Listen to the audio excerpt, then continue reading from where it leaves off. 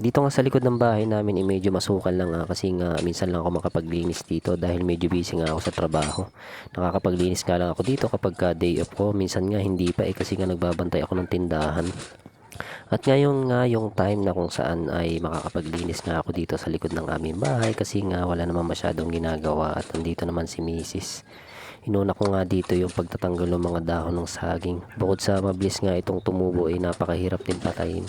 May binili nga ako sa online and hindi pa nga lang dumadating, pero kapag nga ito ay nalinis ko na, iutay-utayin ko nga hukayin para nga lumabas yung pinakang ugat niya at doon nga ibubuhos yung nabili kong pampatay nga ng mga saging.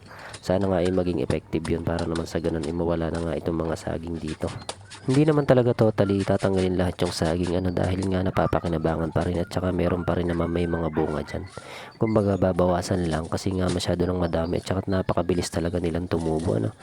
Kahit putulan mo ng putulan ay mabilis nga talaga silang sumibol. Ilang araw lang maya maya meron na naman, kaya napagpasyahan ko nga na putulin na nga at patay na talaga itong mga ito. Ito lang namang malapit sa bahay namin ang mga puputulin ko dyan at papatayin para naman sa ganun ay mabawasan din yung mga lamok at napakadami nga ring lamok dito sa amin.